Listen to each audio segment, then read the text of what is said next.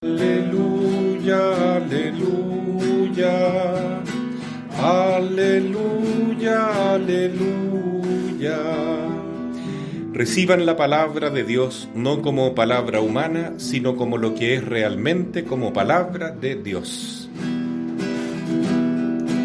Aleluya, aleluya, aleluya, aleluya.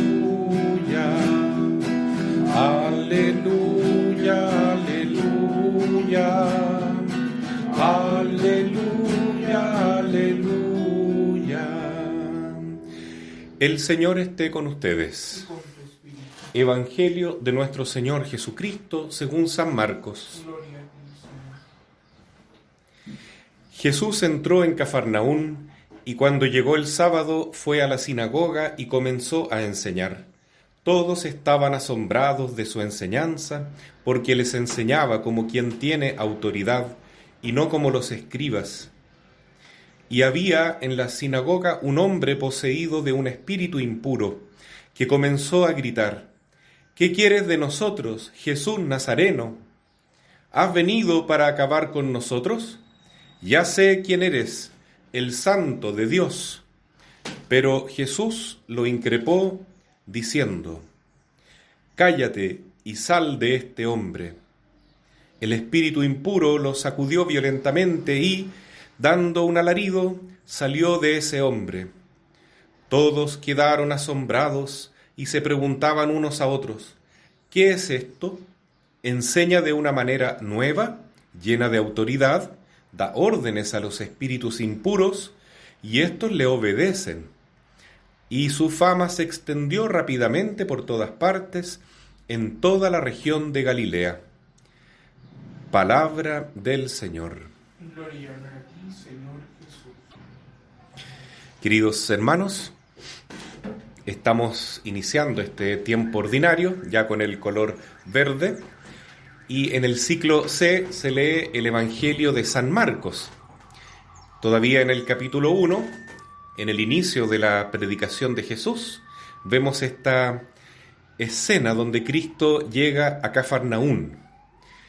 Recordemos que Cafarnaún era un poblado que estaba a la orilla del mar de Galilea y que era muy importante para Jesús porque en esas playas él llamó, como reflexionábamos ayer, a sus primeros apóstoles. En ese pueblo vivía Pedro, Santiago, Juan y Andrés. Y entonces ahí estaba la casa de Pedro, donde Jesús muchas veces enseñaba y que fue reconocida posteriormente como el primer, entre comillas, Vaticano, porque ahí se alojaba Pedro como primer papa durante un buen tiempo antes de la diáspora de los cristianos. Entonces hoy día nos encontramos con este primer momento en que Cristo hace un milagro en Cafarnaún. Entra en la sinagoga y enseña de una manera tal que todos quedan asombrados porque se dan cuenta que él habla con autoridad.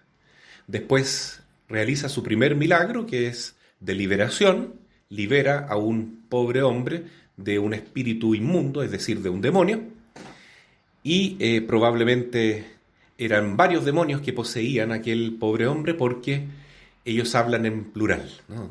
Le dicen a Jesús: ¿qué quieres de nosotros? ¿Has venido para acabar con nosotros?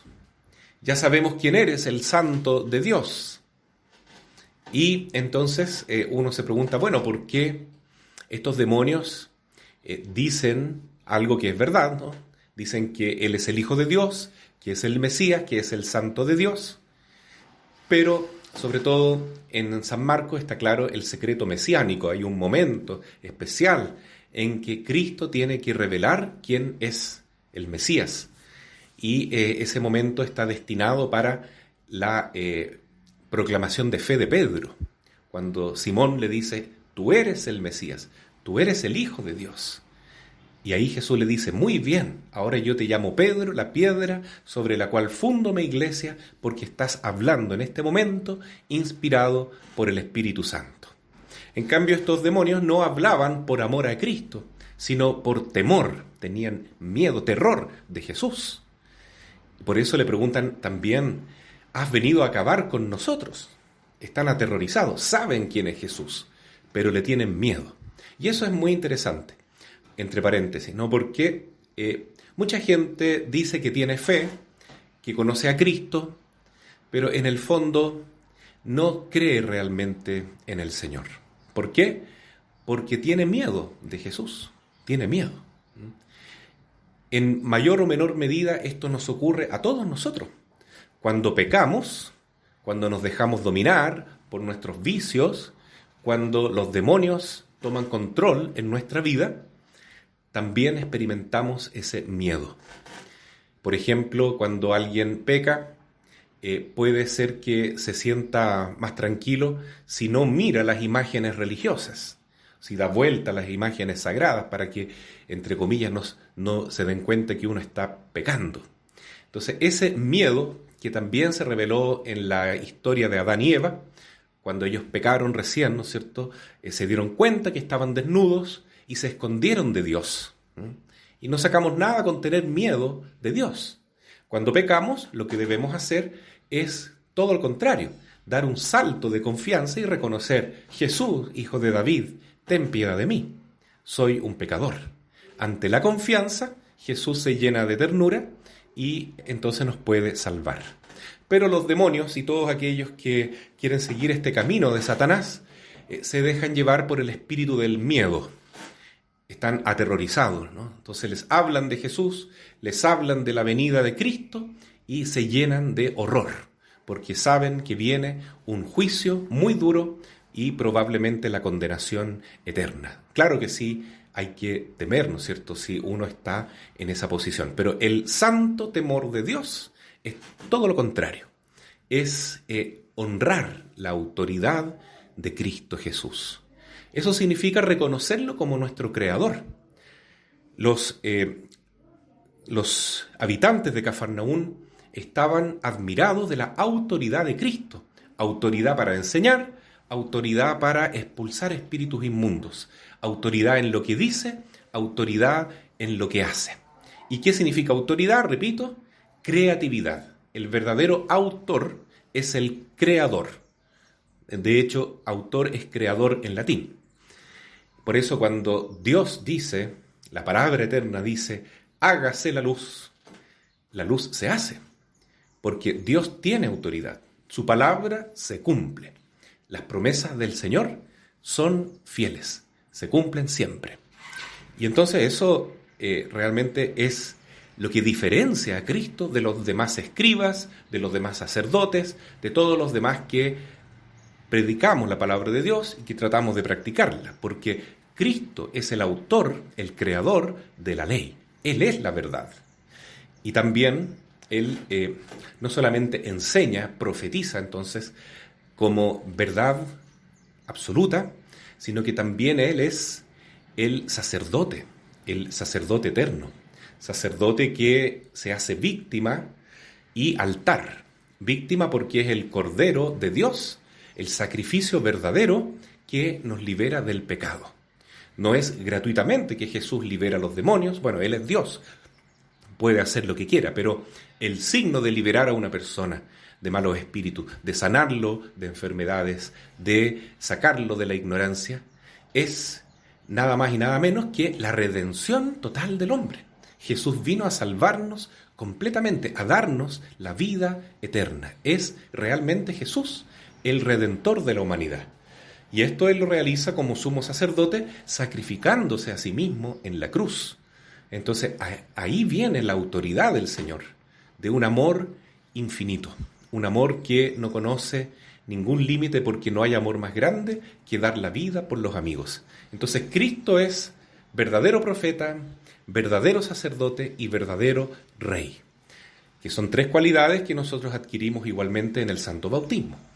¿Y por qué es rey? Porque Él manda, ordena, y todos deben obedecerle. Ante Cristo se doblará toda rodilla, en el cielo, en la tierra y debajo de la tierra. Por eso los demonios tienen que obedecerle a Jesús. Basta que Él diga, cállate y sal de ese hombre. Y todos estos demonios tienen que inmediatamente obedecer a Cristo. y queda liberado el hombre. Entonces, ante esta imagen de Cristo que se presenta con tanta autoridad, nosotros nos llenamos de asombro, también de admiración, pero para alabarlo, para venerar a Cristo con santo temor de Dios, porque Él es realmente Dios. Lo adoramos, lo seguimos y lo amamos. No le tenemos un miedo diabólico como estos demonios que estaban ahí aterrorizados, ¿no es cierto?, ante la presencia de Jesús, o como aquellos que viven en el pecado mortal crónicamente, habitualmente, y no tienen ninguna intención de convertirse. Ante la autoridad de Jesús, nadie puede cambiar entonces la verdad que está en su enseñanza. El demonio en los últimos tiempos intentará confundir, intentará hacer pasar gatos por liebre, como se dice, ¿no es cierto?, popularmente. Vendrán falsos profetas, falsos mesías, que dirán seguramente: habéis oído que Cristo dijo tal cosa, pero yo les digo tal otra. Y no hay que hacerles caso. La palabra de Dios es la palabra de Dios. Y lo que es verdad, es verdad. Si alguien dice ahora, por ejemplo, como en la ONU se acaba de declarar, los derechos humanos son el aborto, la eutanasia, el derecho a cambiar de sexo, etc., el derecho que tiene el planeta, el derecho que tiene la naturaleza, más que el derecho que tiene el hombre, ¿no es cierto?, como hijo de Dios, y el deber que tiene el ser humano de obedecer a Dios. Entonces, esas son falsas profecías. Es realmente el precursor del anticristo que viene con sus mentiras, y no le debemos hacer caso. Solamente obedecer a Jesús. Y aquí está su palabra, aquí está su enseñanza, transmitida por la Iglesia con fidelidad por 2000 años, y no debemos cambiarnos ni un milímetro a la derecha ni a la izquierda. Seguir fielmente la enseñanza de Jesús, porque Él es quien tiene la verdadera autoridad. A Él sea la gloria por siempre. Amén.